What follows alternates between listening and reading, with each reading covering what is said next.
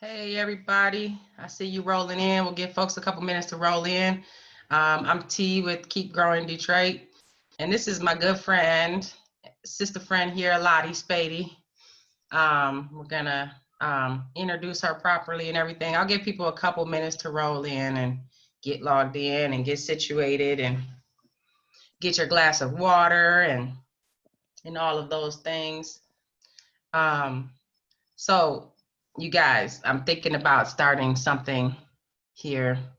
I'm thinking about going live on Facebook because we've had a full house, and so if the room gets full, people can look on Facebook Live. So I'm thinking about trying it. I've never done it before. Y'all got my back, right? uh, Hey, Tamira, good afternoon to you. As you roll in, find your way to a couple of things if you're new to Zoom. Thank you, Hannah. You know, technology. Lottie said, just try it. I'm like, okay, I'm just gonna try it. I'm just gonna do it. I'm gonna push the button. I'm gonna do that in a second. So thanks for having DJ said do it. I'm gonna go live in a second. But if you're new to Zoom, there's a couple of features I just wanted to point out to you. If you're on your phone, it's a little bit different than a laptop. So if you're on your phone, you may have to like swipe through to see both of our faces and to see the things that Lottie is gonna, I'm gonna spotlight her video in a minute, but she's got a few things that she wants to show you on the table. So make sure you play with your view. There's also gallery view and speaker view that you can control. We cannot see you. We can hear from you in the chat box. So find the chat box. Hey Elijah, thanks Miriam. I'm gonna do it. I'm just gonna push the button in a second. Find the chat box. You can ask questions in there. I'll be monitoring the chat box while Lottie is talking, and I'll try to get all your questions in. Hey, Angela, good to see. Well, good to chat with you. I miss y'all. I miss seeing y'all at a class and hugging you and at distribution and all that. Hey, Pat. Good morning. Hey, AD in the house. Let me go ahead and click this Facebook Live button and try it, y'all. See what happens, okay? Don't judge me. Here we go. And then we'll get started with the class. Hey, Michelle, I'm excited too. All right.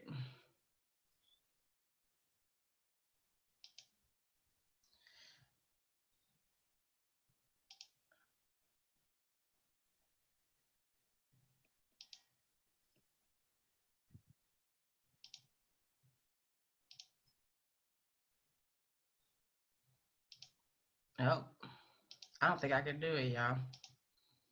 What's it saying? It's saying, I'm trying to find the Keep Growing No. Detroit page. So,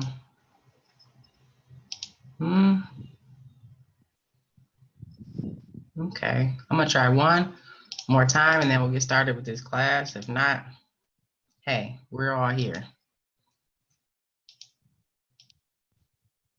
And it says,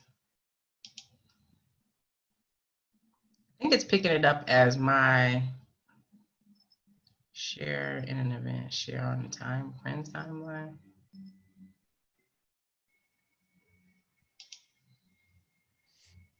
Nah. Okay, well, we tried it. We weren't scared. I'm gonna have to play with that feature for next time. Hey, Magda. Good morning. Hey, Ashaki.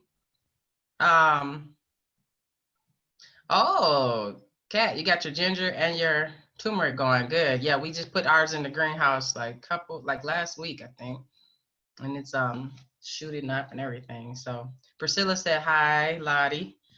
Hi, Priscilla. I forgot well, this could be a reunion of sorts, right? Right. All the folks. Everybody say hey in the chat. Yay. So I didn't create a poll, but I did want to kind of get a sense for who's in the afternoon. Good morning, Betty. Good afternoon, I mean. I'm glad you joined us. So before we get started, just to kind of kick us off, if you have tried something, an edible wild, this class is all about learning the plants around us. And if you have tried something out there in the wild, tell me what you tried. So I've definitely done dandelion, chicory. Look at the chat. Yeah, tell me what you've tried. If you tried some things, yellow dock, okay. I actually haven't tried yellow dock, but the okay. Garlic mustard for sure. I love it. Purslane, chickweed, motherwort. Yes. Nice. Love purslane. Lamb's quarter is actually probably one of my favorite. Wait, mulberries. Sorry. Whoever said mulberries, that's actually my favorite. Sorry, changed my mind. There's this one called Poor Man's Pepper that I really like. Oh yeah. A little spicy. Mullein. Yes, we're gonna talk about mullein today, I believe. Plantain. Yep. Rachel says. Yep. Wild blackberries.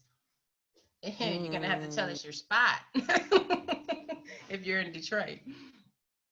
Violets. Okay, Catherine. Yeah.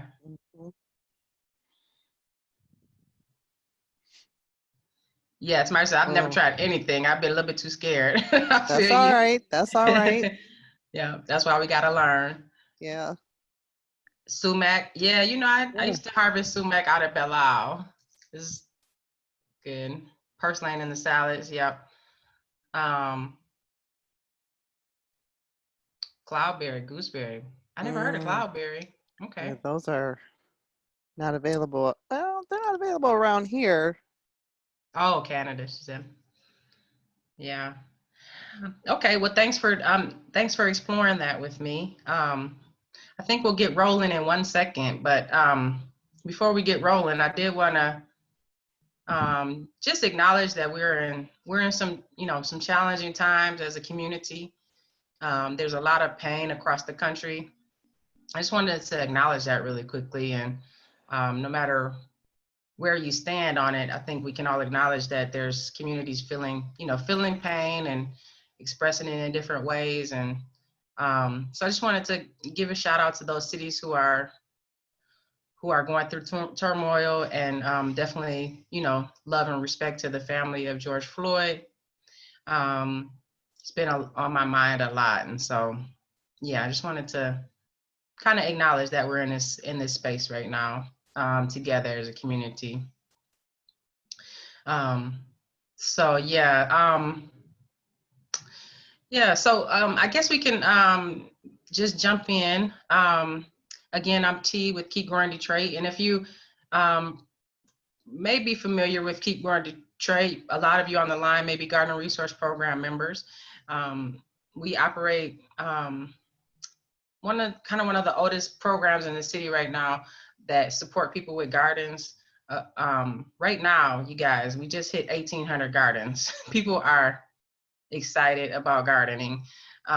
We support gardeners with seeds and plants and these classes like this and resources. If you have any questions about that program, we can chat about it after the content here.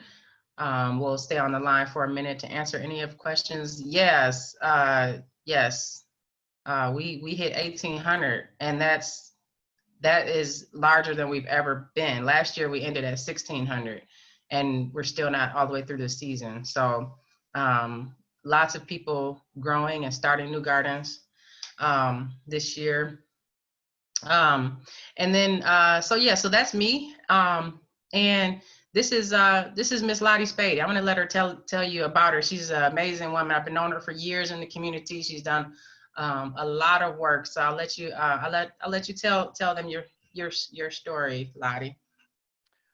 Thank you so much, T. I'm so glad to be here today. Really excited to be here. And yep, I've been practicing as a herbalist, like learning sort of formally for about 6 years now, and entered into this by way of, I've always been curious now that I kind of look back at my timeline. I can see where I was always leaning more toward non-conventional ways to take care of myself, like just, you know, for cramps, just like, can I find a tea that'll help me with that instead of taking Tylenol 5s, you know what I mean? Like, or just, you know, trying to just use natural ways to take care of myself. And then as time went by, and I got older, I found myself in a caregiver role for both of my parents. And it really helped me feel empowered when taking care of, especially my mother, because we were really just going back and forth to the doctor's office, like literally every other week, coming home with another prescription. These pills and painkillers were eating up the lining of her stomach. So there was that to contend with. And I just really began to try to find ways to support her healing that didn't involve another prescription. And I had a lot of success with that. It really made me feel empowered to be able to give her something as simple as like aloe vera, stevia, and lemons, like as a lemonade, and that helped heal the lining of her stomach, as well as her diabetic ulcers that were on her knees and on her feet. She even noticed it. So, I mean, that's really the short, abbreviated version. And then it really complemented well as I navigated through.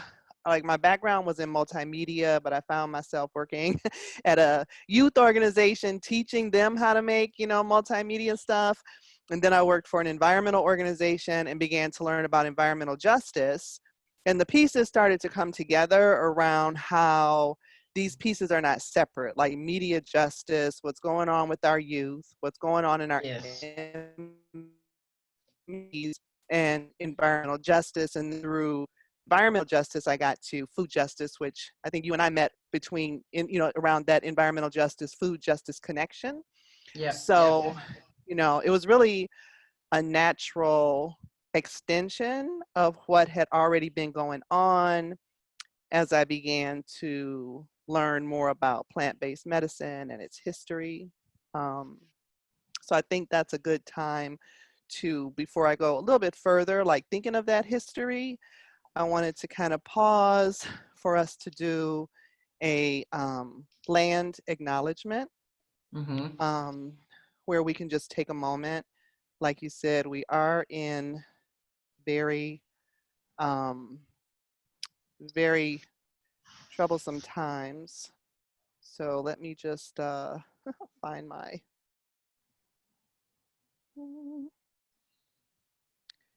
somehow I think I am, let's see here. Where did it go? My nice little file went away. I'll find it. I'm sorry.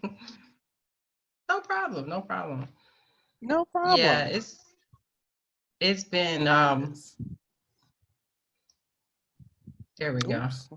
I didn't want it to be all that. Hold on. No, it looks perfect. Yeah, don't you see all the other junk though on my No, I don't. I just saw your Okay.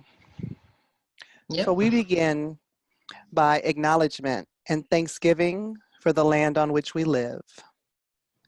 This land is the indigenous land of the Anishinaabe, Ojibwe, Ottawa, Potawatomi, Haudenosaunee, Miami, and Peoria nations. It is now known as Detroit, Michigan, and we're surrounded by the Great Lakes. In addition to that, as we think about what we're doing today, I'd like for you to keep in mind how you are rooted. The different travels by which your people came here. By land, by sea, forced migration, all the ways in which we find ourselves here and know that we're rooted to this spot. We belong here. We're made for doing this work that we're doing right now. And our relationship with the plants can predate and transcend the trauma that we have been forced to live under. So it's a really powerful relationship, not just about this is stuff we can eat, But it's no coincidence that plants were here 30,000 years. I mean, that are uniquely suited to different body systems, the way we work. So I think it's a pretty powerful resource to be able to tap back into this as a relationship. So just keeping that in mind, where you're rooted and our history that can predate this trauma and oppression that we're under. Thank you for that. I Mm-hmm. feel grounded. Good. I do. Carla sends us some love for that. Yes, that it came up for me in another conversation, and it was really it was like I felt a little download there, like, you're right, we've been here, this is our DNA, this is more than just, this is our DNA. So so with that, I'm going to go into, I love having 77 people on my porch. Hope everybody has room. Hope you have a beverage. Hope you're comfortable. Ordinarily, we would be walking around, and I wasn't sure how my wireless was gonna, hold up. Like if I went walking around, so I just brought the natural grocery store to you. So it's kind of a different kind of walkthrough, but hopefully it'll suffice until I can, get my technology together to roam all over the place. Right. So yeah, the natural grocery store. So back to like environmental justice. What I like about finding these resources is, again, this is access, this is affordability, and this is empowerment at its, at the literal grassroots level. So I have a lot of stuff here. I mean, this is just a little stuff I have I have my little box that I went out and foraged with my own little hands for everyone today. And I think we're going to start with chickweed. And I like to talk a lot. I get excited about plants and I like to talk a lot. That's why sometimes my classes are 4 or 5 hours long. We're going to do what we can in however much time we have. So we rolling. We're here. The first thing I'm going to talk about is chickweed. Chickweed. And let's see, this is chickweed here. Now I'm going to have to do a lot of work around letting folks know there are a lot of things that are not chickweed. There are a lot of teeny weeny little plants out there. But if you can see, chickweed is known for having 5 petals. They're deeply notched, so it ends up looking like 10 petals. And then if you look really closely at it, you're not going to be able to see this here, but just keep in mind that it has 1 line of hair on each side of its stem. And so you might want to carry like a magnifying glass with you when you forage, because there are a lot of lookalikes that look like chickweed. Chickweed is edible. Can you do that one more time and put something dark behind it? That's yeah. It's a little harder to see on the camera. All right, let's see what I can put behind it. Let me see if I can just do it with hand. Ain't that, where is the flower? Okay. Oh yeah, that's better. Your sleeve, they said, maybe. That's better though. Boom. You got me out here doing all kinds of. Wait, you got an Adidas jogging suit on, or what's going on over there? It's 7 years old, okay? It's just the jacket. Okay, is that better? That is better, yeah. Thank you. All right. Perfect. So the entire plant is, the entire aerial parts, above ground parts are edible.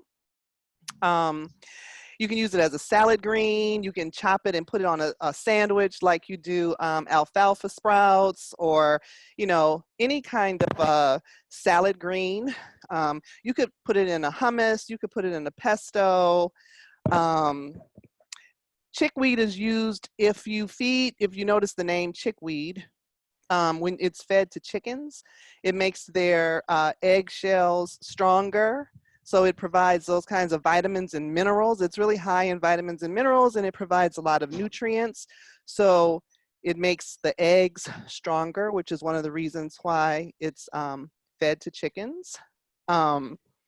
This herb is good for energizing. It has an alkalizing effect on the blood. Although I will say that hyperacidity in the blood is usually caused by a lack of fresh greens. Can be caused by a lack of fresh greens in the diet.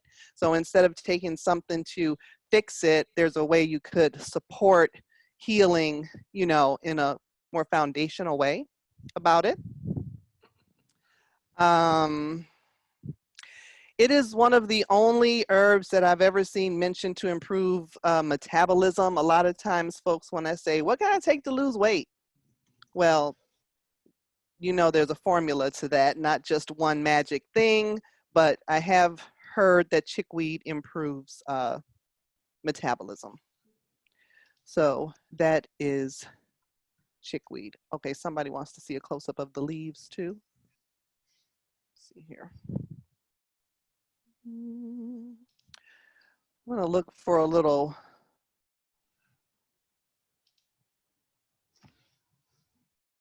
Well, that seems to be pretty good. If I just concentrate on what I'm doing, I think I can get it there for you to see. So you see they're kind of arrow shaped, they're not notched, and you can see there's a slight fuzz around them as well. So everything we got, I'm just gonna put aside because we're gonna make something with this a little bit later. And put that down in the water here to clean stuff off. So the next thing I'm going to talk about is one of my favorite, did I say favorite? Herbs, which is plantain.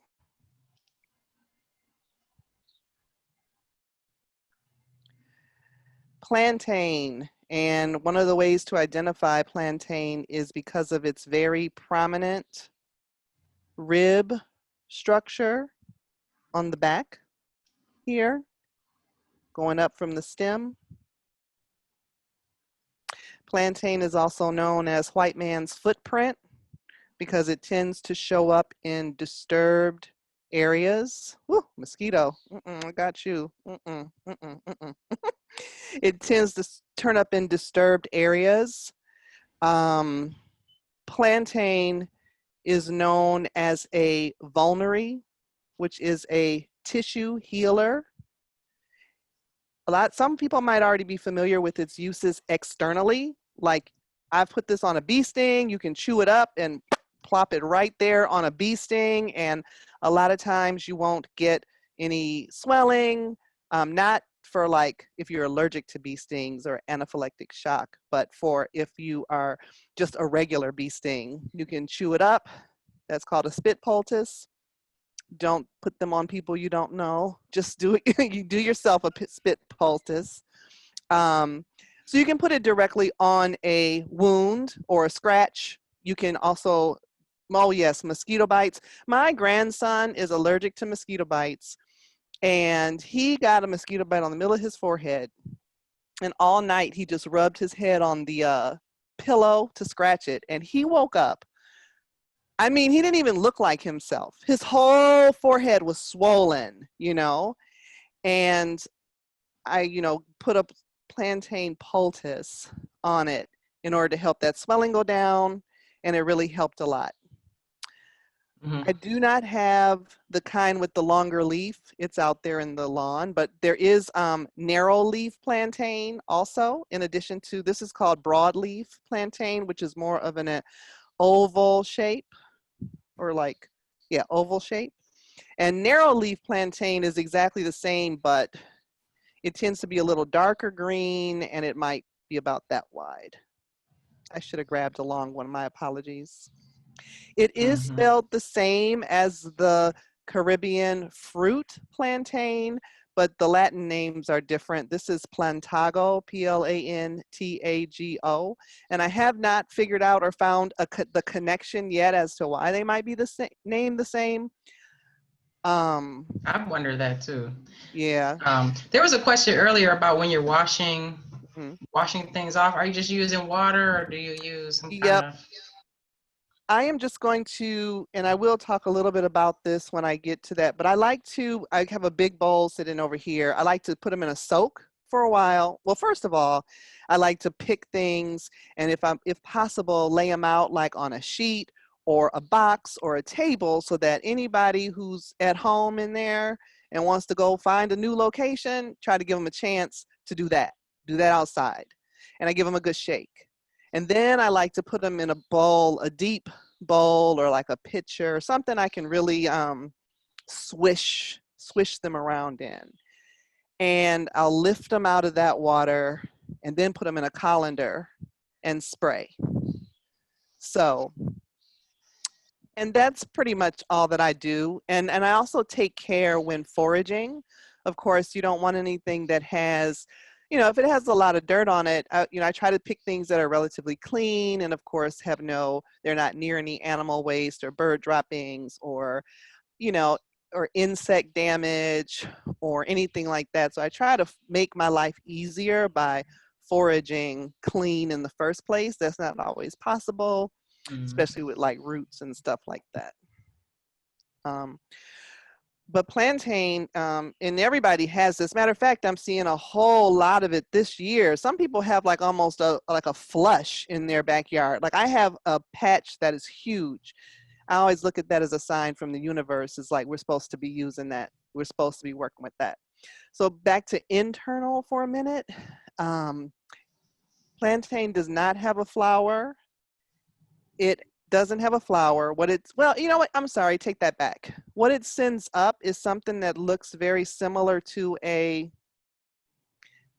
for lack of a better word, like a teeny weeny pine cone or a teeny weeny corn cob. And it's seeds. So it's like seeds. And I don't think it makes a noticeable flower. It's more like these thin, later in the season, thin stalks that come up with the seed pod on there, which can also be used, I've heard, like, Metamucil, like a psyllium husk, like a fiber type supplement. But in using this internally, so like I said, it's a tissue healer, right? So it's good for everything with your mucous membranes. So we only have one mucous membrane. It really goes from the mouth to the south, okay? The lining of your mouth, your digestive tract that goes down into your stomach and through your colon to your elimination areas is one tract. And this is healing.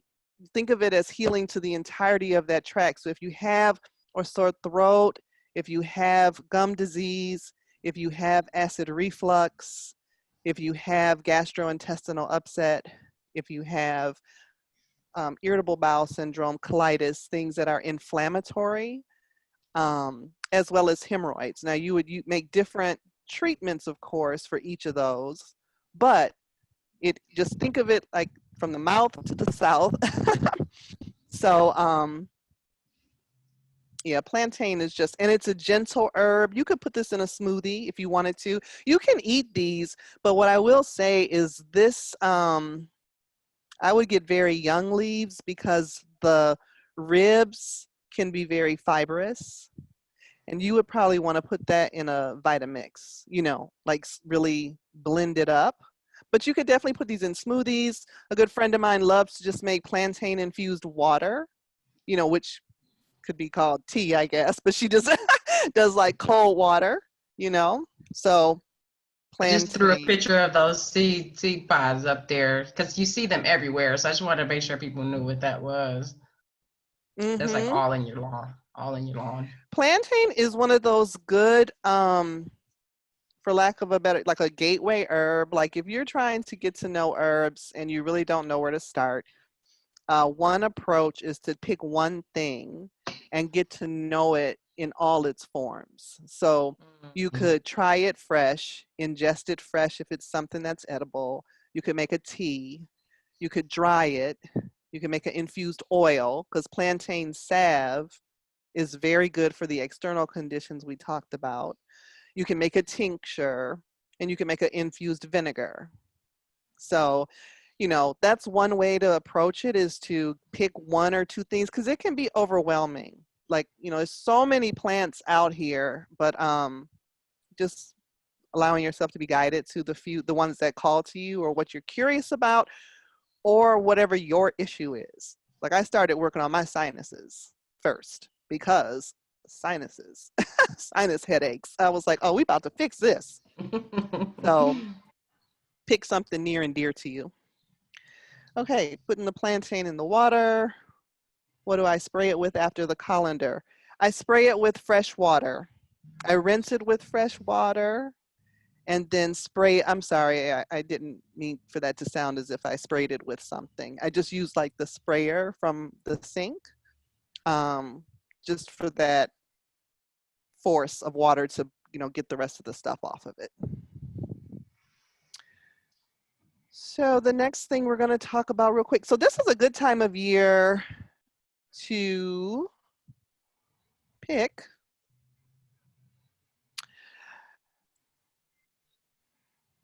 dandelion leaf. And the reason it's a good time, okay, so first of all, there are a lot of plants out there that look like dandelion. And it can be difficult to know, especially when you get excited, and especially because some of them have yellow flowers, and some of them have yellow flowers that turn into puff balls of seeds, just like dandelions. But the thing to remember about a dandelion is that, first of all, it grows like from a rosette. I'm gonna have to show you a different plant to illustrate a rosette. So this is mullein, I'm sorry, but see how it all comes from one origin place? It's not like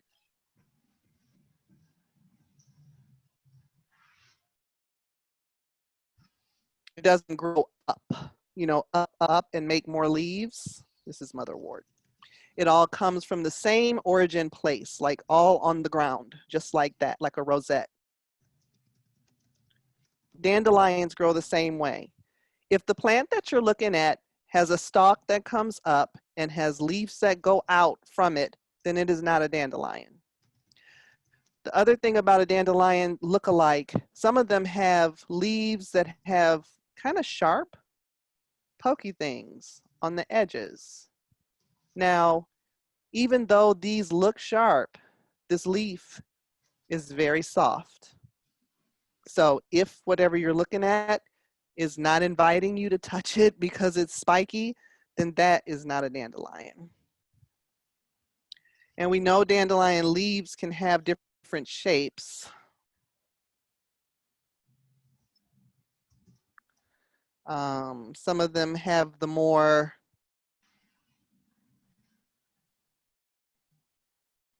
arrow, I'm sorry, the more arrow shape to them. But the reason why now is a good time is because it's easy to kind of spot the tall stems where the puff ball is, and then you can just kind of follow that stem on down and gather from around there. And then it's a good time for gathering dandelions. Dandelions are very bitter. Dandelion leaf is very bitter. It's a digestive bitter. And if you want to improve like your overall foundational health in any, and again, want a starting point, one way is to get more bitters into your diet. Bitters tell the body it's time to digest our food. It's time to work on breaking down our food. There's a reason why we have salad before dinner. It is to wake up our gastrointestinal tract. It's to wake up our digestive juices. It's to tell the pancreas and the gallbladder it's time to eat. And there's a reason we have like coffee after dinner, or even dark chocolate, you know, things that are bitters. It helps our body digest our food. A lot of the way our medical industrial complex is set up is to, when folks start having like acid reflux, when they start having digestive issues, the first thing they do is prescribe something that eliminates or slows down acid production. And that really is doing our body a disservice. It's really sort of rewiring the way our body is supposed to function. We have bitter taste receptors. You know how you have taste buds in your mouth? We have bitter taste receptors. We have sweet, sour, salty, bitter, but we have bitter taste receptors all the way down into our stomach. Now, you can't taste, I can't taste my food once it gets past my mouth. Why would I need bitter taste receptors all the way down in my stomach? Well, that's because when your body, they act as like triggers or levers to tell, like I said, the pancreas and your gallbladder, let's do our job, and let's do our job well. So put in more bitters in your life is a good way to increase your overall health. And I don't have time today to get into how much of our health resides in our gut, but I will just say 70% of the immune system is in our gut. It's also the seat of our emotions. So when you begin to think about the connection between our gut health, our emotional health, our immune system, I would think bitters is a good investment, you know, especially something that's free, free like dandelion greens. Are you mostly eating your bitters raw then? That's a good question. Well, yeah, I like to eat them raw, and you can train your taste buds. I mean, we have been socialized away from bitter, right? It's a flavor that a lot of folks are like, oh, why is this so bitter? You know, but Right. after a while, you'll get used to it. I do like raw greens like dandelion, arugula, radicchio. Your bitter salad greens are great, but apple peel has a bitterness to it. Lemon peel, citrus peel has a bitterness to it. Like I said, dark chocolate. Ooh, you know, let's all make ourselves healthy and eat chocolate. Coffee. You know, there are a number of ways. It doesn't have to beat you over the head. You don't want people to be like, I am never going to try that thing she made for me again. When I do my dandelion greens, because they're so bitter, I do 1/4 dandelion greens, 3/4 collards and mustards, you know. Or if you're just getting used to it, you could take literally like 1 or 2 leaves and like snip it up with the scissors and just put it over the top of your salad. You know what I mean? Like you got to, you know, sort of ease yourself into it. The other thing I love to make from dandelion leaves is pesto. It makes the bomb pesto I make, and it's funny how that takes away some of that bitterness. And I will use 1/4 fresh basil, 3/4 dandelion leaves. And if you're like squeamy about wildcrafting or getting your stuff out the yard, that's understandable. Meyer and other places do have dandelion greens available for you to start sort of, you know, trying it out. It's a good way to try it out. They're good in soup, good in stews. Again, you can make dandelion leaf vinegar. So, so At the yeah, Middle Eastern restaurants, they do like onions and like a stir fry. Somebody asked about like if you're doing a stir fry, does it take away the health properties of the plant? no, If I would, well, cooking, I mean, I yeah. wouldn't, if you're, I wouldn't, I would, you know, do a quick saute, just like what a stir fry is. And if you were going to do a long cooking method, like how we make our greens, just be sure you're drinking that pot liquor. You know, Okay. just, you know, we need it all. We want the greens, but we want that pot liquor too. But yeah, quick stir fry is great. Another question up there was when is the best time to harvest your dandelion? Yellow flower, can you still harvest it when you have the white puff, or That's a good when's the best question. time to harvest that? So for the leaves, I would say anytime is a good time to harvest the leaf. Like I was saying just now, it's actually kind of easier. It's easy to find the leaf when it's in flower, but the leaves don't tend to be as big. And then once the puff comes, the leaves have got a chance to get bigger. And so I just kind of follow that little stem down and I can gather my leaves like that. I also gather the root. I gather the root in the spring, and I also gather the flowers, gather them in the spring. Um, the root is really good to support liver health, liver detoxification.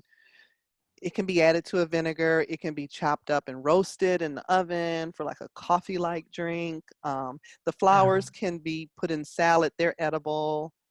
They could be added to your vinegar. They can be deep fried. I mean, what's not good deep fried though, really? So, Facts. Get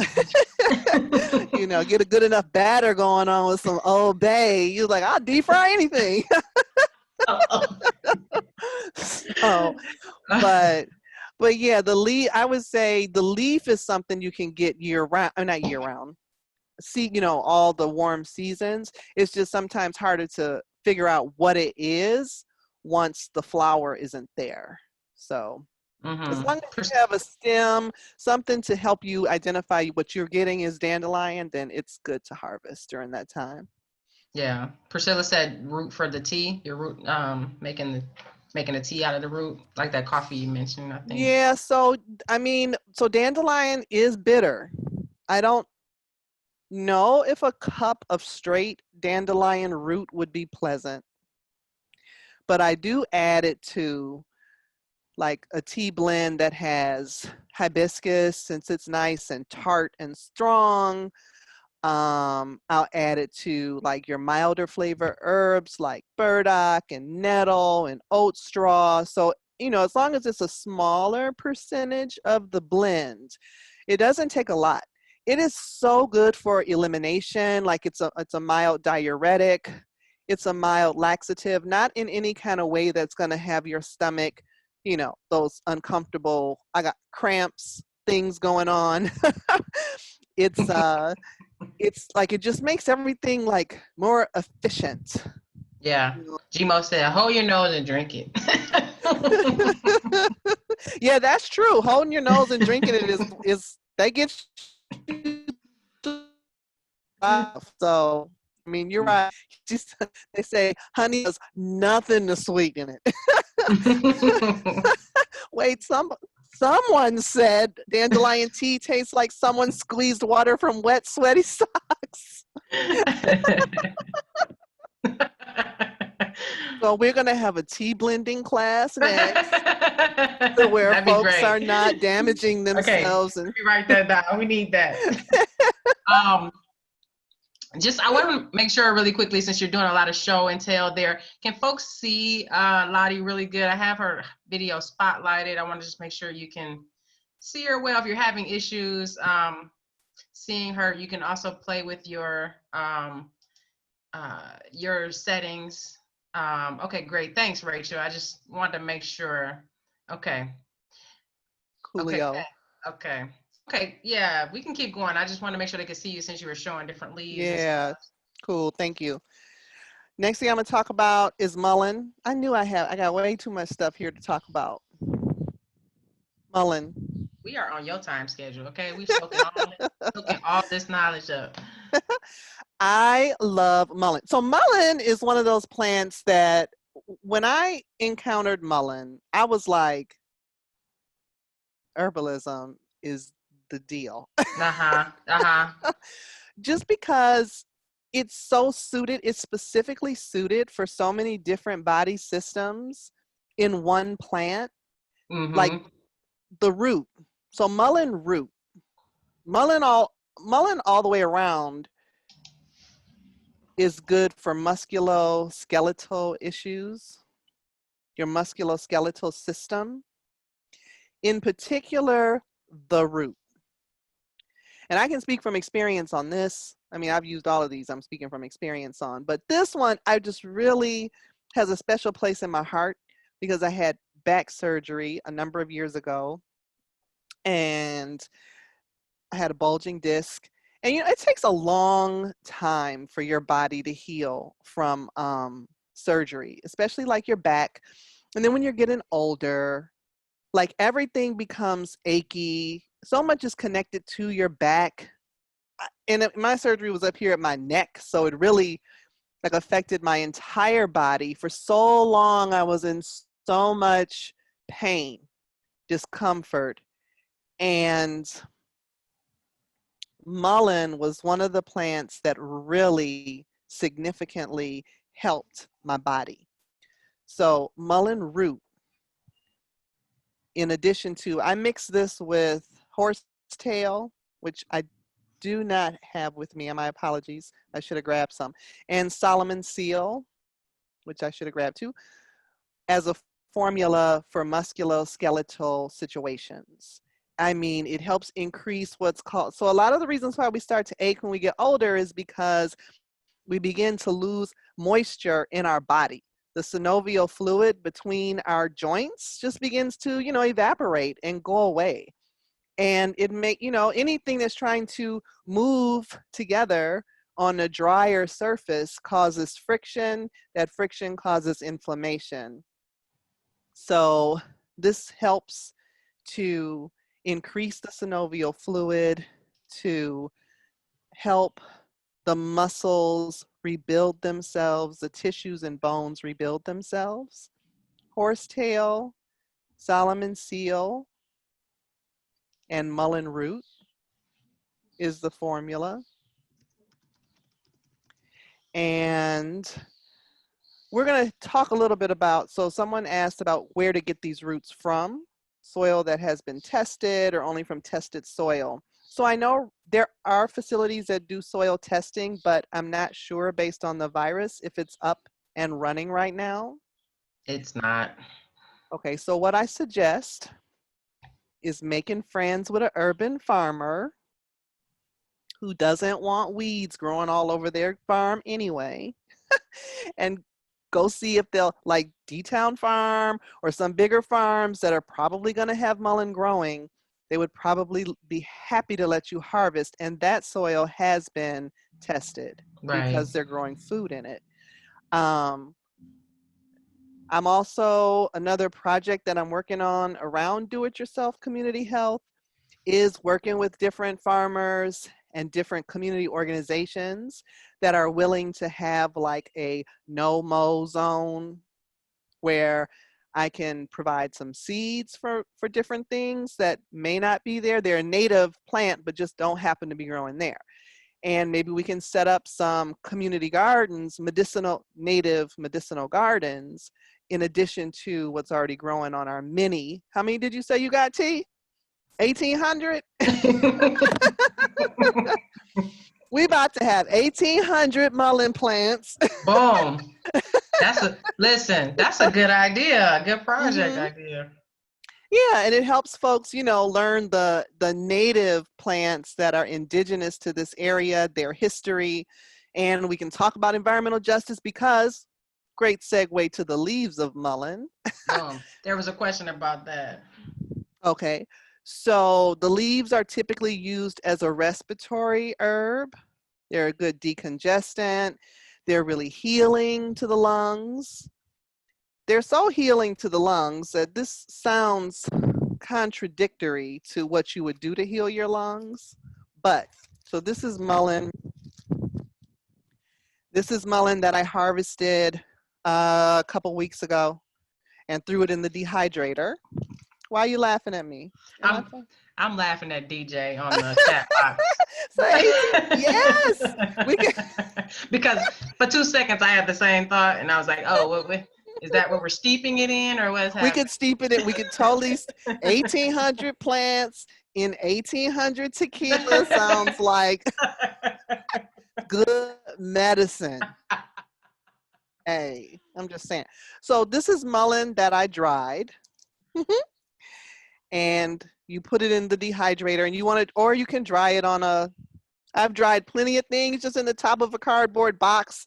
At this time of year, my whole kitchen and dining room and everybody is full. Look, this is all like cedar. There's all these boxes full of things that are drying. But anyway, so you dry it until it's crinkly. And you can crumple it up and you can smoke it. I think someone said that there, yep, smoking mullein in a smoking blend every night. So it can be smoked. If you are a smoker of whatever it is you smoke, you can add it to your smoking blend. But if you're not a smoker, so what I used it for was for my grandson who, and I know this is back to the environmental justice thing, right? In Detroit in particular, the #1 reason for illness-related absence for children when we had school, if that's whatever you want to call it, is asthma-related issues. And a lot of that is exacerbated by our air quality. And with us having the nation's second largest incinerator, with us having an industrial corridor such as Southwest Detroit and the Marathon Refinery, with us having all the ways in which Black and brown communities and poor white communities are assaulted with factories and air quality, it's no wonder that our asthma rates are skyrocketing. Mm-hmm. So again, with the need for these respiratory gardens, right? Because so with my grandson, what I did, you can burn it like incense too. Like I would put it in a pot or something that's non-flammable and burn the leaves. And so he would just be in the room with it, you know, so he could just breathe in the smoke. Because of course he's not gonna smoke it. So, and it would help loosen up that chest congestion. He had a nebulizer, which he would come to me with every time he came to visit. And it's not like I would say I'm not going to use the nebulizer, but I definitely tried the mullein, smoking the mullein in the room with him, and noticed I used the nebulizer less. There's some other herbs that are particularly good for asthma, which I could talk about, you know, on another occasion, that can seriously lessen your dependence or use of a nebulizer. So that's another thing with mullein. And then the last thing are the flowers, which mullein is called a biennial. A biennial means the first year. So this is actually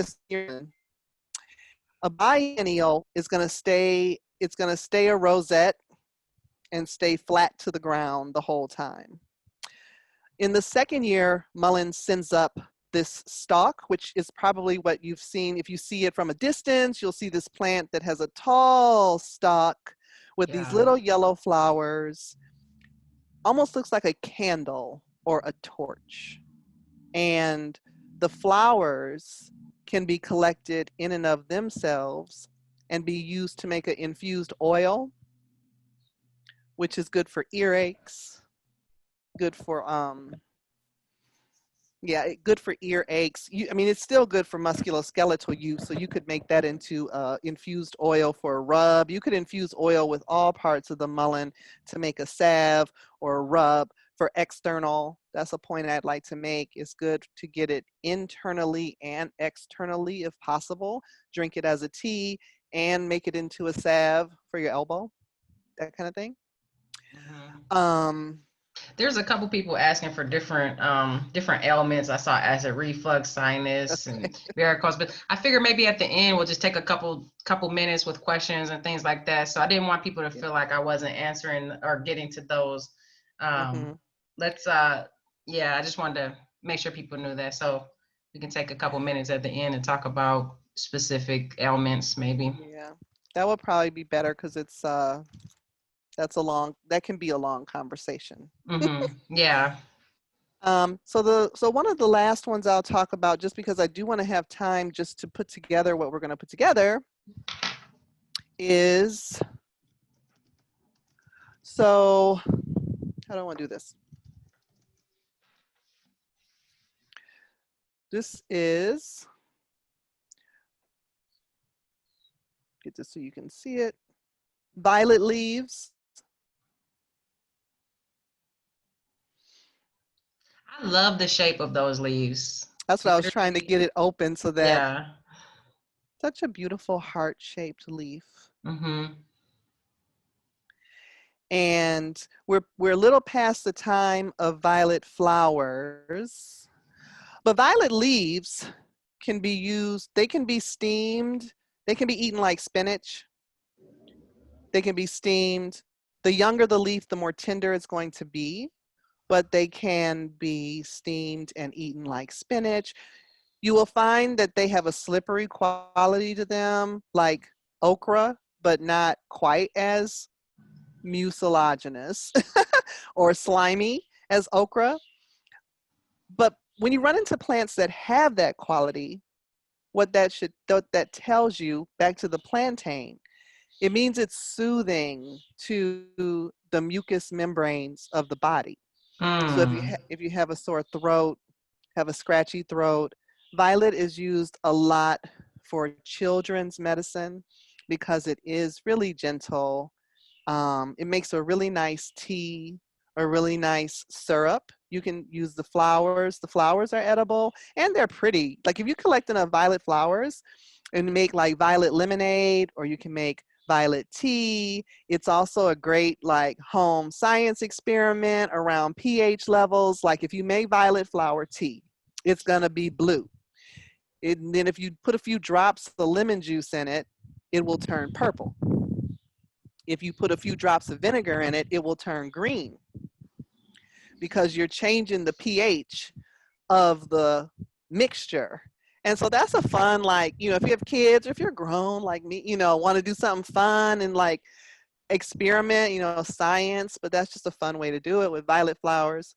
You can make, like I said, violet syrup. You can press violet flowers into, like if you were making cookies, you know, shortbread cookies or something, you could put your violets on the top of your cookies, and, you know, they're just really pretty. But I like to make violet leaf infused vinegar. I make violet flower and violet leaf tincture. It's a really gentle lymph mover. We haven't talked about lymph movers yet, so I'm going to use this one as the first one. Although these do have lymph moving qualities to them. But your lymphatic system, you know how when you get sick and you get that sore spot like up here or under your arm, or there, you know, various places in your body. And a lot of our medical system doesn't talk a lot about the lymphatic system, you know, and its role in keeping us healthy.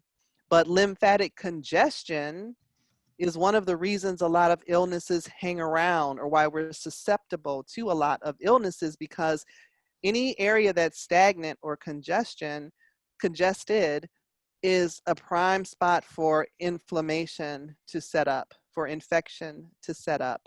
So anything that's, you know, moving slow. So violet leaf and flower is a really gentle yet effective lymphatic. I like to put lymphatics in, like when I'm making a cold and flu formula, it's nice to have a lymphatic boost to it. So I'll use violet leaf. I'll also use cleavers, which I have coming up next. And always include a lymphatic. Just like formulation is a whole nother thing. And we have to, you know, I have to check myself too sometimes about saying like, well, what is good for this? Like, what I take this for this. I need to take this to unstop my nose, you know, this for this, instead of formulating something that is all the way around supportive. Whole system, yeah. Whole systems, yep. So including a lymphatic in your tea blends, in your syrups, in your vinegars, in your tincture blends is a good idea for supporting your health all the way around. I love that. Alex was asking, when you infuse oils, do you always dry it out first? Yeah, we're not even going to talk about oils today. Yes. Yes. Wait, who said that up front? Yeah, Sandra said, yeah, we need to do another of the oils, tinctures, teas class maybe next month or something. But yep, I do always dry stuff for oils, even if you just wilt it. I mean, like if it's something you really want to get into, you know, like St. John's wort or something like that, where you're going to still be using the flower pretty fresh, or goldenrod, which when you try to dry it sometimes turns to fluff. You still want to wilt it for a few days or a week. It doesn't have to be completely dry, but you don't want to be introducing water into your oil, because that is that's setting the stage for possible mold or it to go rancid more quickly. There are ways to get the water out of it.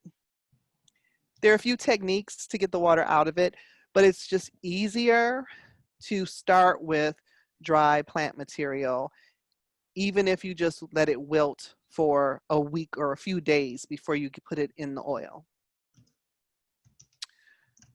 Okay, the next one is one of my favorites. This is Sticky Willy. Is Adrienne still on here? Me and her have such a good old time talking about this one right here, Sticky Willy. Yeah, it sounds exciting. It's them people that show up at the bar and you don't want to be bothered with them, like Sticky Willy. Yeah, all right. Go somewhere. Okay. Go somewhere. I'm sorry. I'm not trying to talk badly about you. You know, I love you. And I do love cleavers. Cleavers. So first of all, cleavers is like a joy to harvest. It's going to be hard for me to show it. I mean, I'm going to show it to you, but it does stick together, and it's made itself into this bundle, which kind of makes it hard for me to show you its sort of individual characteristics, like the leaf shape, but I'm getting it there. There's the leaf shape. It has a square stem. Well, I don't know if it's square, but it definitely has like ridges. And cleavers feels like, if you've ever had a kitty cat, it feels like a cat's tongue. It feels like sandpaper. It feels like mild Velcro. Like, it is sticky. It's also a real juicy plant. Like, this plant has a lot of water in it. It's a lymphatic. It's very good for your lymph system. It is full of vitamins and minerals, and it's excellent juiced.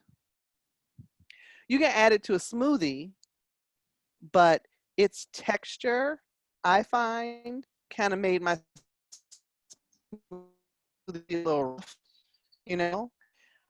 Folks have said you can strip the leaves off and steam the stems. Now, I would imagine steaming the stems probably takes away the roughness, but I have not done that, so I won't speak to that. But I'd love to use this in my, again, it's a lymphatic. I make it into a tincture. I love making, since it's high in vitamins and minerals, and vinegar is good for extracting minerals, I use it to make a mineral infused vinegar. It's really good for that. There is another plant that looks a lot like it, which I think is called bedstraw. It looks a lot like it, but it will not have the sticky quality to it. Can you show those leaves again, Priscilla? Yeah, I'm gonna try to. Yeah, they do. It is a lot like an umbrella.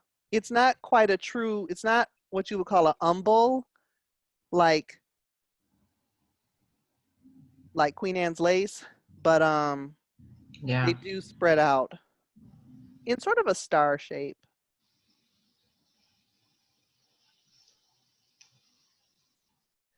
Yeah, like I said, it's kind of difficult. If you're able to find a picture, T, of it with it spread out, that would be cool. Because like I said, it's so easy to harvest. It comes out of the ground so easily. And then you just sort of pack it together like this. And then you can just chop it up and either, like I said, throw it in vinegar or throw it in alcohol. I also use it in my tea blends. Oh, I dropped the bag of dried cleaver. So I threw it in the dehydrator and dried it, and you can add that to your tea blends as well. This is a tea blend here. Oh, I think T is about to show the plant. There's cleavers. it's really pretty. It is. I mean, it can go crazy. It can definitely go crazy. I mean, I understand with all of these, every year I understand more and more what invasive means. Yeah. You know, but hey, nature is abundant, right? And generous. So let's see, I was just making sure I didn't miss anything that I wanted to say about that. Jalen, that's cleaver, she said, and it's also called sticky willy. It is not, yeah, it is called Sticky Willy for Is real, it but not? yes, it Okay. is. I was just about to say, no, it's not, but it is. It is called, is it called? Yeah, Sticky Or Willy. is that And your name for no, no, it? no, no, that really is a name for it. So that's Cleavers. And I would be remiss if I leave out Cleavers' homeboy, Creeping Charlie, right? See, they Okay, be Creeping roll. Charlie. I got that all over my yard. Yeah. They be rolling together up in the place like here come Here here come comes Creeping Charlie and Sticky Willy. Sticky Willy.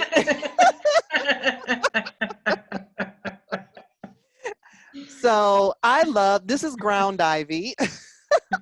So silly. I know. You know, whole little plant. We done just gave it a bad reputation. And plants just trying to love us, right? And we're up here calling them names. This is ground ivy.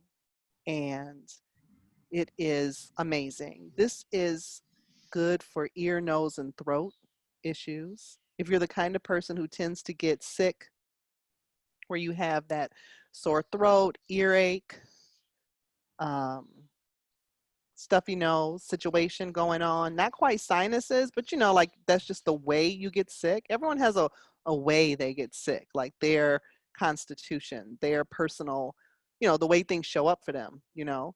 So ground ivy is particularly good for ear, nose, and throat issues.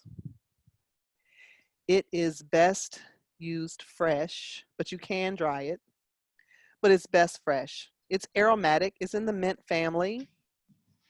Ground ivy has a square stem, which the mint family is known for its square stems.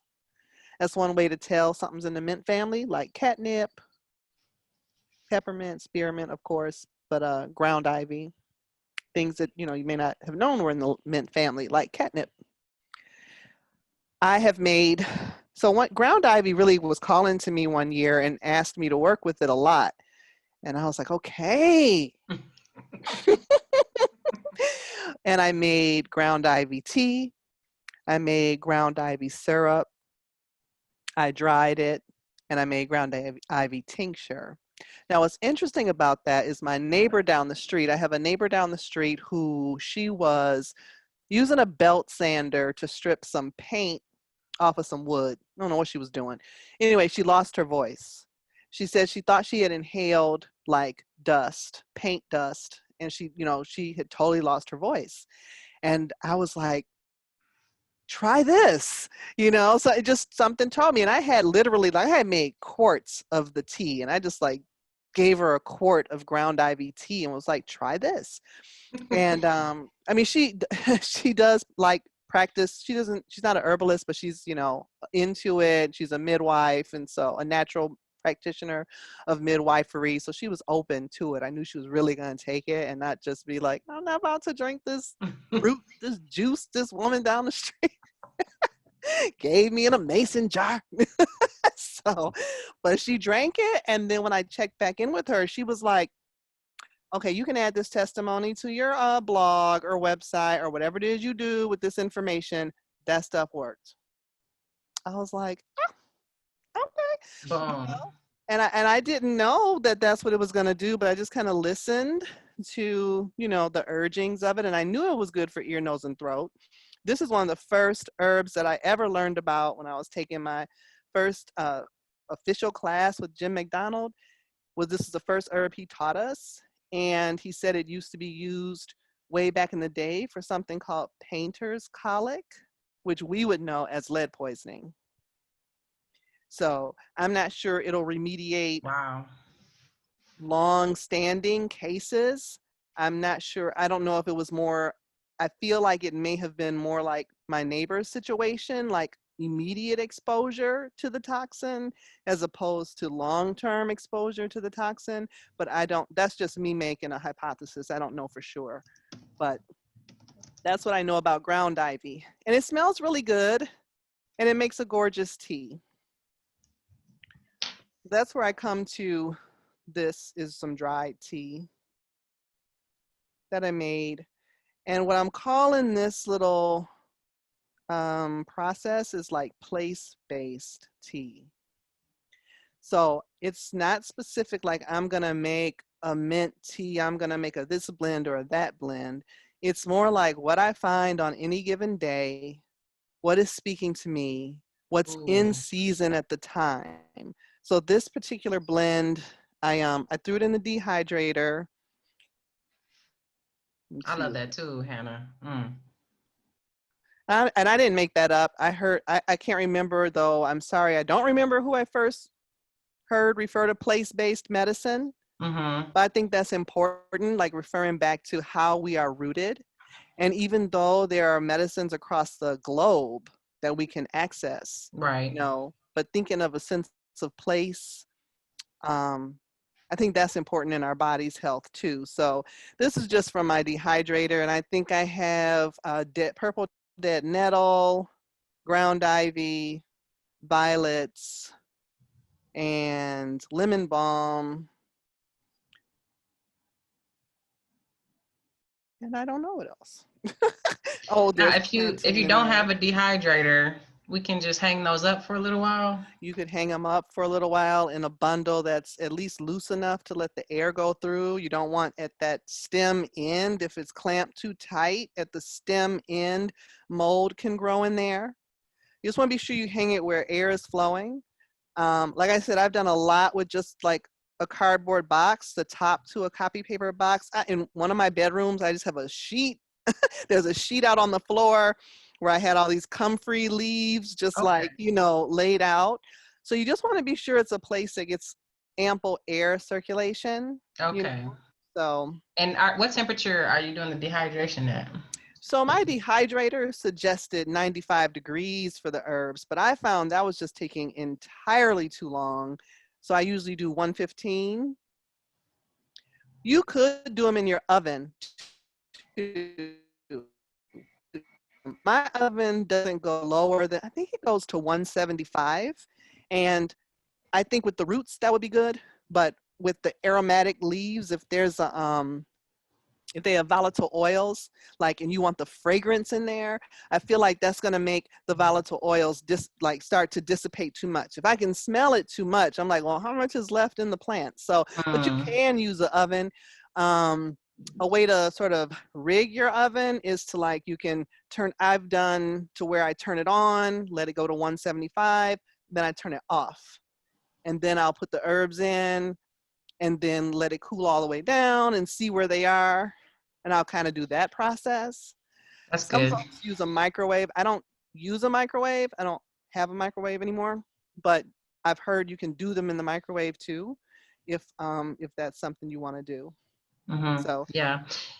So those are the teas. And you were mentioning the syrup. Somebody asked above, like when you say syrups, what do you mean by that? Like the simple syrups or? So you can make syrups a number of different ways depending on what you want to use it for. If I'm making a like a simple syrup, a herb infused simple syrup, which is going to be really, really, really, really sweet. And you could use it medicinally, but I use that more so to add to a tea, to add to so sparkling water or club soda or vodka or gin, whatever it's like a it's like a mixer. Hey, but those are done. So that kind of syrup is made on a 1-to-1 ratio, 1 cup liquid to 1 cup sugar.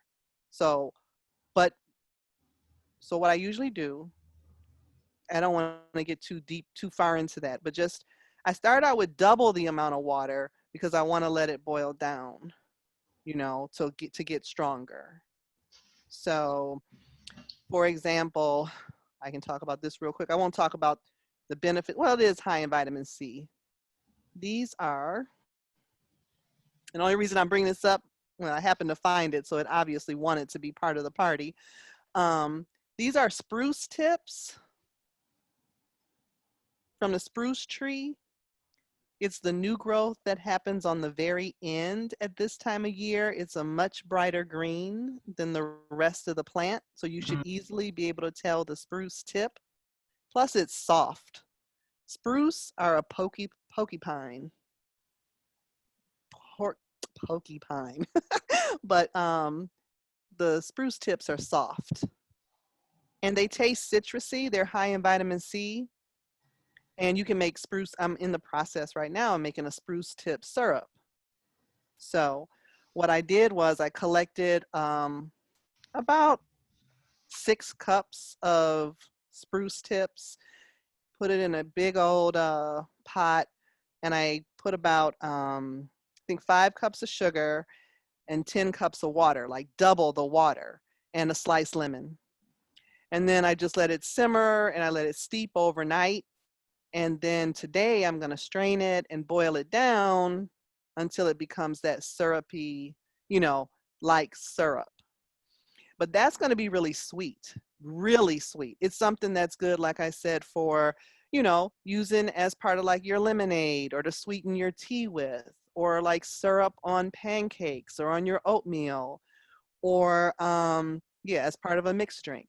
And even though, it does have medicinal properties, it's going to still have the aromatic qualities of the spruce. It's just that it's a little too sweet for me to like bottle up and say, hey, here's a medicinal syrup.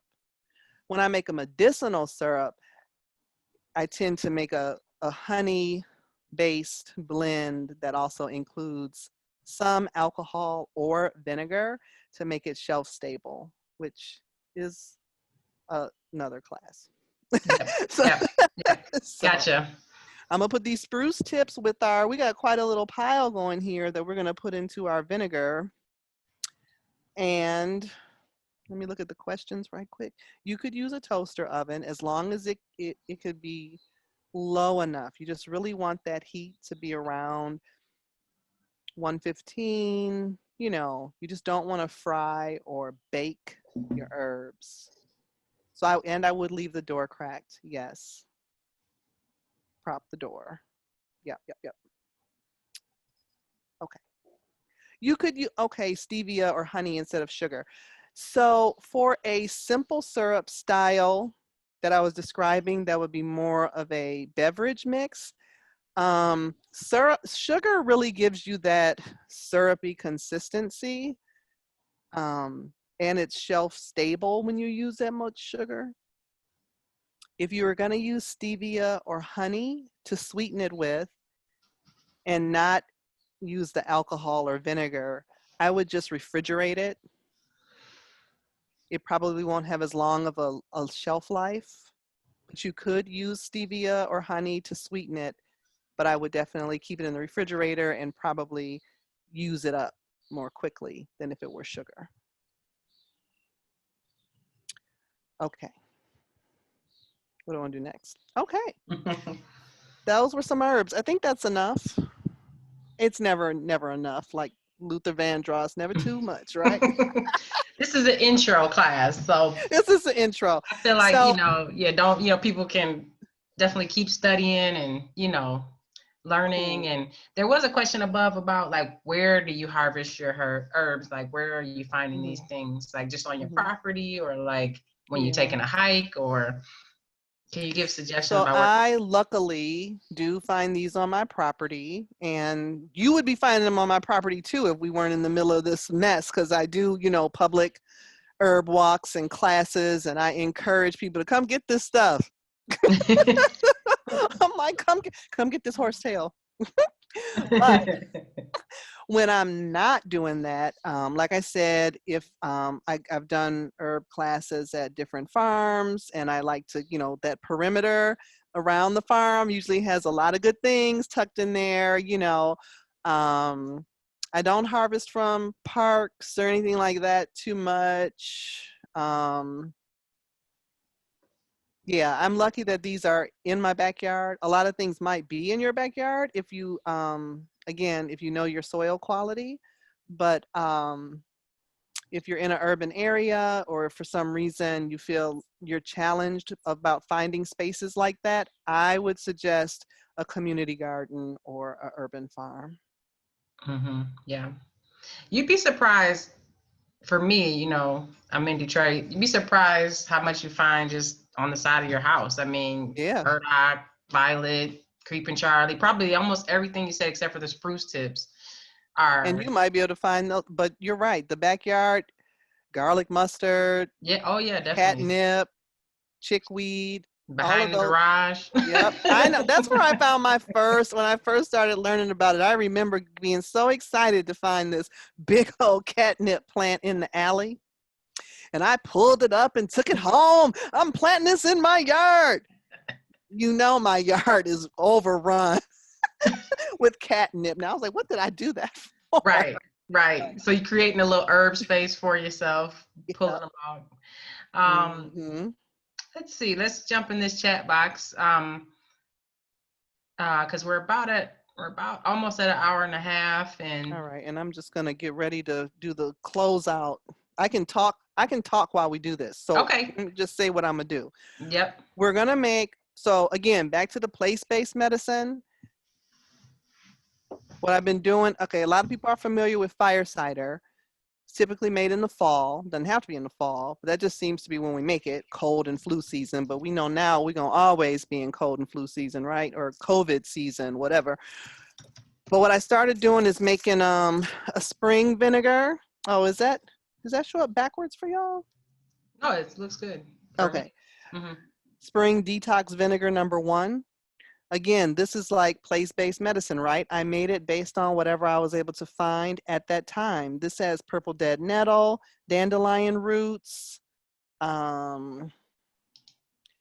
creeping Charlie, and plantain, and dandelion leaf. Has a lot of things in it, whatever I could find back a month ago. So spring tonic vinegar #1. So I love making these, and I actually make so many of these that I often am able to use this as a starting place for my fire cider in the fall. So it's already got all this awesome stuff from the whole year. And then make it into a fire cider in the fall. This is how you love yourself, I feel like. So that's what we're gonna make, is just a spring herb infused vinegar. I have my herbs that are down here that we talked about. They're in a big bowl of water that I put a colander in so I could swish it around.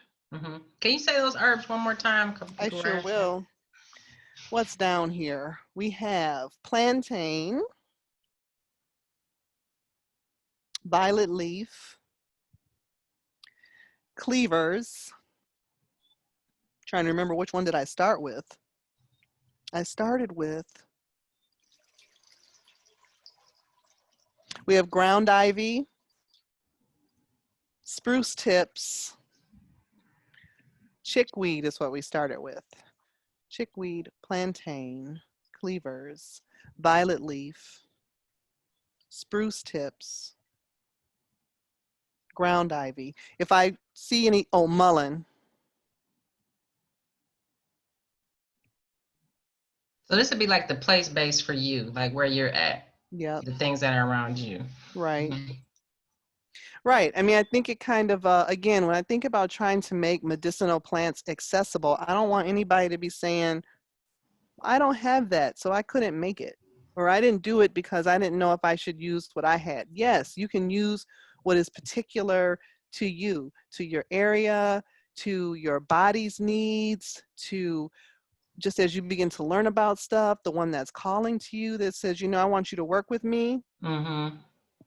So just don't be limited. Like, you know, I talk a lot about, you know, around accessibility, access. It's like, you don't have to, I mean, I order a lot of stuff from Mountain Rose. Yes, I do, but I don't get everything from Mountain Rose. I like to be able to, that's a, if you're not aware, it's an online herbal store, and there are plenty of them, you know, and I'm not saying anything bad about them, but, you know, I don't want to feel limited, like I have to go buy this thing from somebody in order to make this medicine, you know.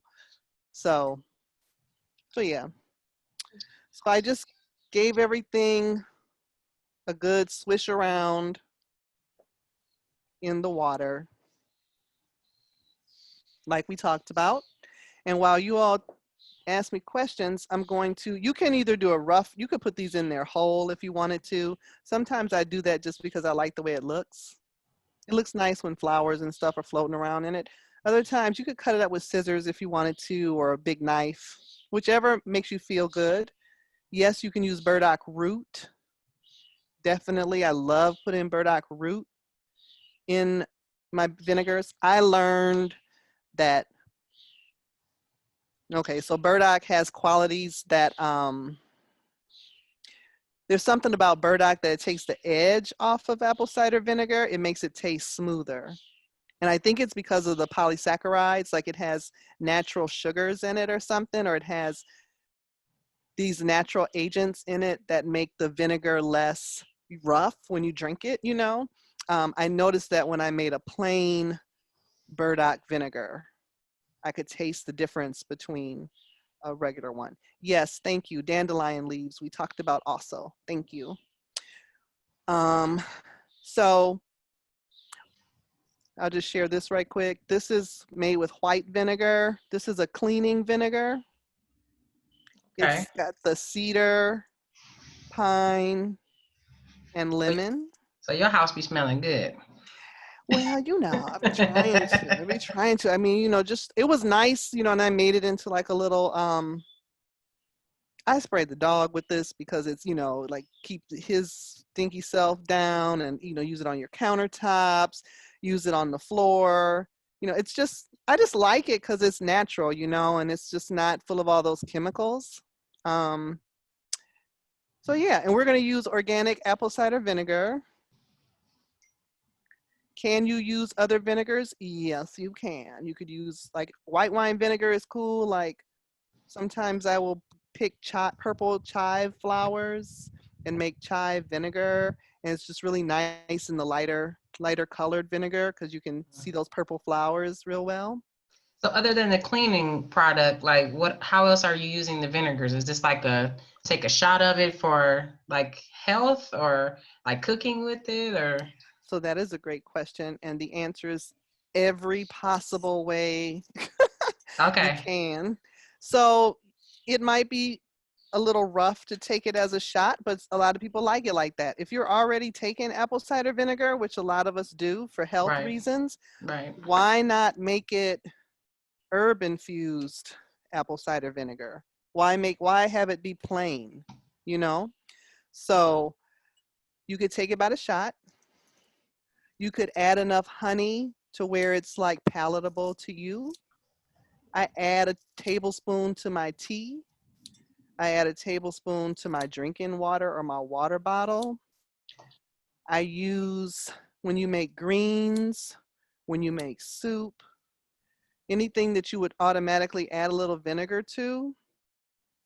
When you make soup, a little bit of vinegar helps bring out the minerals better in your, if it's a meat-based soup, it'll bring it out from the bones.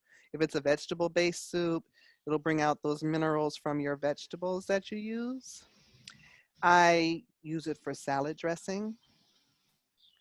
Oh, a good salad dressing is just olive oil, your herb-infused vinegar, some tahini, fresh garlic clove, and maybe some lemon juice. Either put it in a mason jar and shake it up, or whirl it in the blender. It's good. How else can you use it? Yeah, you can use it in all those ways. So are there any books in particular that while you're cutting that up that you would suggest for folks, books or somebody above also asked about like training, like, you know, where would you suggest people go to get training on herbalism? So, yep, there's so many books, right? So many great books. If you're well, my library is growing constantly. There are a few that I'm enjoying right now that I didn't have before, and one that I really want to highlight because it is written by a Black woman. There's not enough of us writing and participating in herbal narrative creation as it relates to printed stuff, because we have a lot of oral history, you know, but it's Michelle Lee, Lee, Working the Roots. That's a great book. It's story-based, which I just really enjoy. Yeah. I know Soulfire Farm on, I think, every Friday, but their subjects vary. But on one Friday they do, in their lineup, they do herbalism. There's another place online called Indigenous Remedies, and they do a regular online conversation about herbs. There is my YouTube channel. No. There's me. No. My Right. YouTube channel, although, I'm thinking about getting a little more structured with it, but right now it is casual. There are lots of, videos I'll do, like, here's how you make a hand salve. And then some days I am literally just walking out in the yard, like, oh, look, let's see what's popping, So, and I'm always available for doing classes. And before this all happened, I had 2 awesome apprentices that would come out, and we would just have so much fun. They would help me make medicine, and in exchange for learning about medicine, and they would help me make medicine and take medicine home with them. And and I really miss you all being able to come out here and be out here and camp, set up your tents and camp, have a weekend herbalism retreat. Why are you playing? It's gonna happen. Oh, we'll be back. Yes. We'll be back. So, Your YouTube channel, is that the Earthseed? Earthseed, yeah. I'm available on everything as Earthseed Detroit. I have a website called Earthseed Detroit where you can go to, like, all the places, to the YouTube channel, on Twitter, Instagram, and Facebook. I post a lot, and I try to share a lot, and I'm always happy to, if someone has a particular question or a particular area of interest, I am more than happy to get down and, like, let's do it. Yes, let's do this. Let's do this class. One of the other classes I was doing, which I really loved, it tied in my media background too. It was called Medicine in the Media with Force Detroit, which is a local. Uh-oh, did we lose Lottie? Oh no. Give me 2 seconds, guys. Let me call her and tell her that her connection got lost.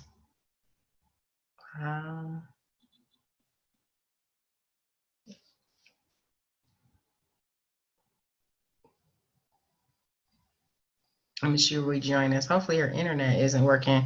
If not, we were just close to the end of the class anyways, but let me just call her and see if she can finish up.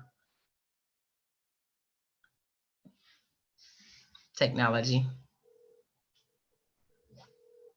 I know, we lost her. We're gonna try to get her back. Give me 2 seconds. Thank you for calling. Uh-oh. Lottie Spade is not available right now. I wonder if there she is. She's coming back.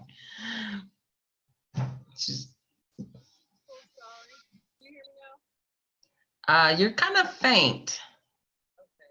I wonder why that is. I had to switch to my phone. Oh, did your laptop die?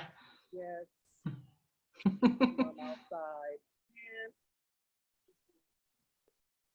We were all sad. Like, wait a minute, what's going on? I'm trying to get.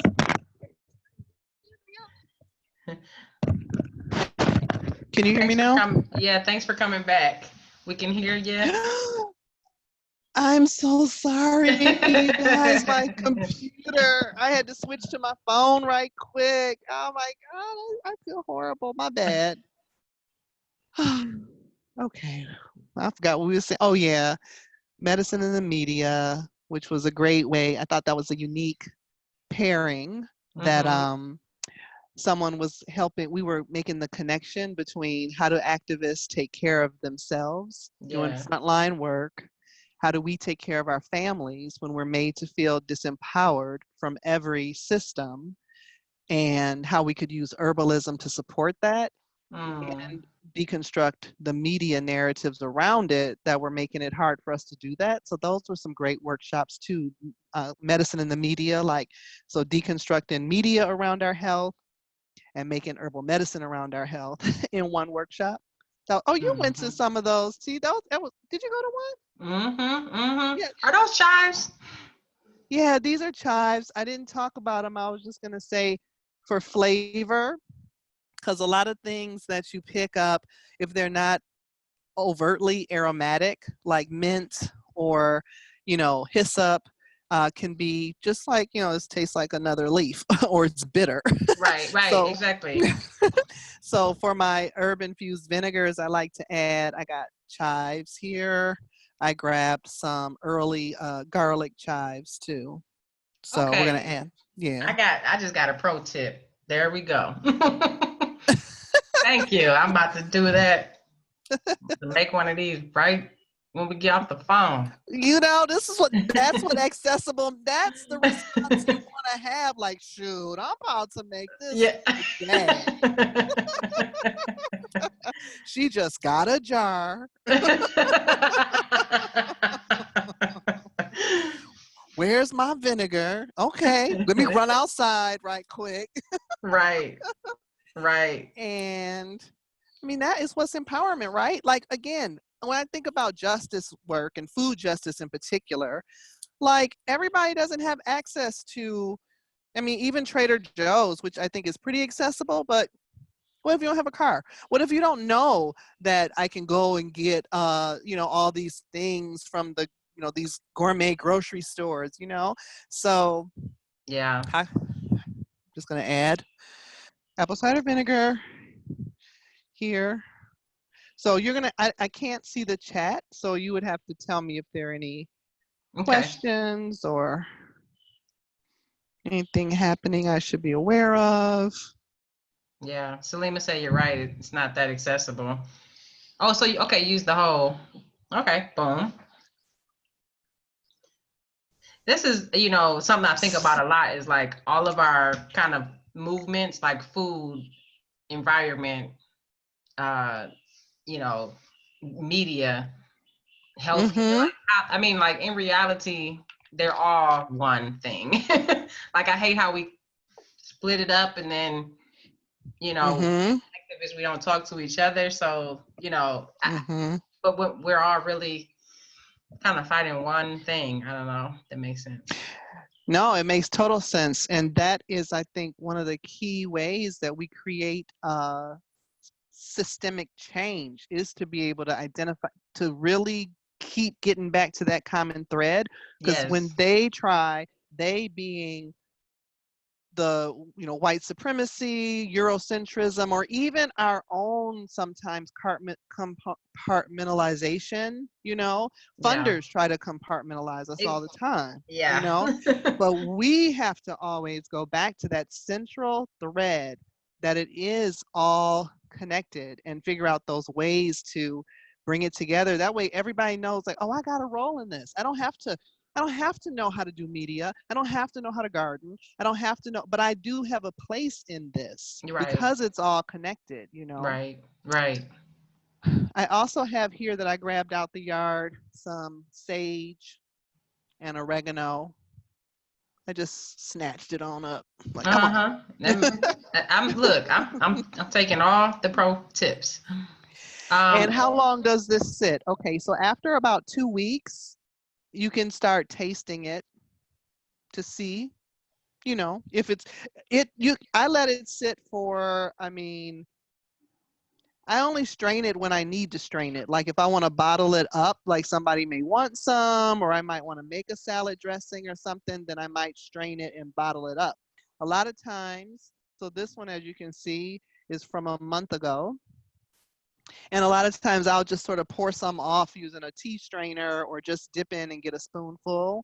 But if it gets to where you want to use like a half a cup or whatever like that, you might want to strain it. But I let it sit for at least 4 weeks. It can sit. That's another reason why I love to use vinegar. Vinegar doesn't go bad. Vinegar does not go bad.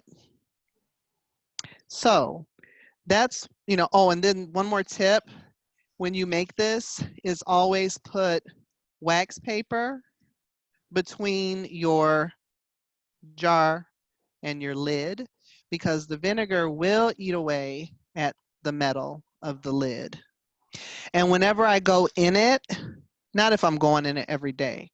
If I'm going in it every day, then I'm probably going to strain that and have it in a bottle, you know, my nice little, you know, smaller glass bottle. Otherwise, if I notice the wax paper is kind of starting to tear up or get a little eaten away, I'll switch it out for fresh wax paper here. Other than that, that's all I do. This sits on my counter. You can keep it in a dark cabinet. If it makes you feel better, put it in the refrigerator. But it won't go bad. You do want to make sure your plant material is under the vinegar, which is pretty easy. So look, isn't that pretty? It's so pretty. It's so pretty. I think it's pretty. Asha was saying, do you use it for do you use the apple cider vinegar for consumption, the white vinegar for cleaning? Like, Yes, thank you. Thank you for saying that. This stuff here, all I use it for is cleaning or the laundry. Like if your laundry sits in the little sour from, I didn't get to put it in the dryer right quick, run it through with a 1/4 cup of vinegar to take the sourness out. But I don't use this for anything edible. It's highly processed and it's probably from genetically modified plant material. I do not use white vinegar, the plain stuff, for anything other than cleaning. I use the organic apple cider vinegar. You can even use, you know, get creative. You could even use balsamic vinegar if you wanted to. I mean, of course, that's more expensive, but you know, if you're gonna try it, might as well try it, right? and what about alcohol? Would that be? So you talking about for making tinctures and stuff? So like that, a tincture would be like, instead of using vinegar, you would use alcohol. Ashaki is just saying, can you use alcohol too? So you would infuse it with the alcohol. You could definitely use alcohol, and that is like another big topic. But real briefly, I usually use Everclear for most things. You can dilute, Everclear can be diluted a bit to make it stretch, or it could be used strong to do like roots and very resinous things that need very strong alcohol. But you can also use brandy. I would only use dried plant material in brandy because, you know, it's only 35% alcohol.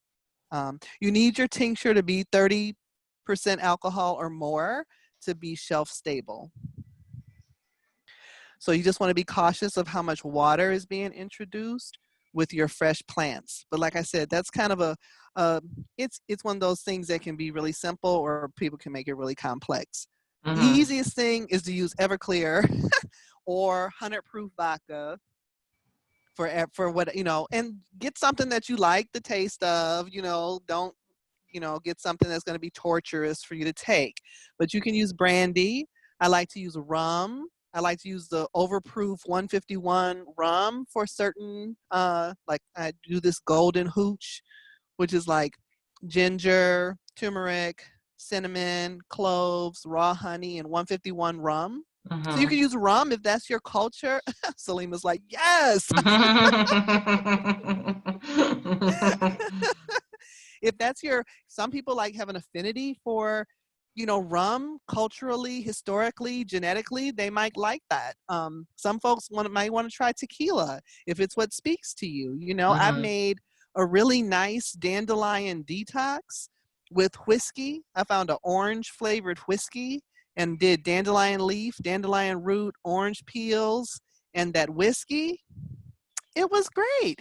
I like to use brandy when I'm making like rose petal, elderflower elixirs, like things that I want to be, they're medicinal, but I mean, I like to do, everything should be done with care, like a specialness, you know, like I like to blend up the rose petals and the hibiscus and things with a brandy. Yep, you could use wine. I had some really good herb infused wine. So that's a whole nother class. That's what I'm talking Okay, about. okay, y'all. We so before we go, I know you haven't really mentioned it, but I order products from you all the time, and I just want to make sure that people know about you and Okay. how to access you and all of that.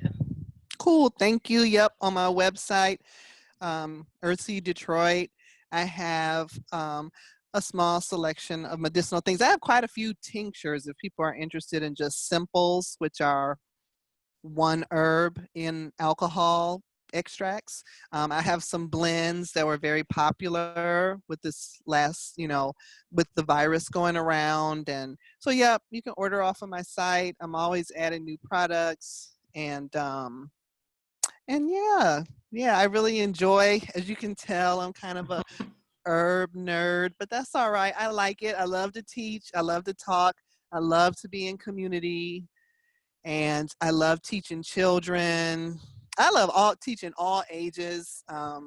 Yeah, I love this as a movement. I really think the do-it-yourself community health model, a justice-based approach to herbalism, to health. It's earthseadetroit.com, yes. And I just feel like it's what's right for me as far as my purpose goes. And I think it's what's a big part of what's right for our times. For us to reimagine our future, a future where we're like liberated from this parasitic relationship we have with capitalism. Bringing in an era of self-sufficiency, bringing in more of, again, that spiritual connection to the time when the planet, look, the plants, they don't get nothing from us. They give everything. They don't ask for anything in return. Like, we can learn a lot from this relationship, just to see it as a relationship and not a one-way street. And it's been formative in my own healing as an individual. And I think as a community, this can be, a movement, a big part of the movement. Yes. You're all in the chat box. Thank you so much. Yes, Lord. There was one last question that somebody Okay. had. If you have a final question, just pop it in. We're going to go ahead and jump off. Don't want to take too much of Lottie's time, but juicing the herbs you showed today, is that a cool thing? Some of the herbs that do you juice some of the herbs we talked about today? So you could probably juice any of them. I know cleavers, like I said, is particularly juicy. Like, it's a juicy herb. It has a lot of water in it. Violets would probably be good. I just don't know how much. I'm trying to think of how much juice comes out of them. I know cleavers really is good for juicing. I don't juice. I usually just blend, like in a smoothie. But I would say try it. I definitely would think of incorporating these into your juicing. I just don't know how well they would do. Okay, well, a lot of folks are saying great class. You're always a great teacher. So thank you for your community offering here. And I'm gonna follow up. Try to follow up early next week with the recording of this and some of those books that you mentioned. And I'll CC Lottie on here, so you'll have her contact information and her website and things like that. But thanks for joining us. And Lottie, I can't thank you enough. It was so informative. So thank you so much. Something like we really need. Thank you. I'm always you were in my corner. I appreciate you so much. Your work, your peaceful demeanor when we're all being crazy in the world. And your, outdoor spirit. Thank you so much for having me. And, and I appreciate Keep Growing Detroit, so yeah, keep doing your good work. And we're going to work on them 1800. We're going to work on the 1800 mullein plants. I love it. We got to think about that one. All right. Take care, guys. Yeah. Take care. All Thanks, right. Lottie. Peace. Peace. Peace.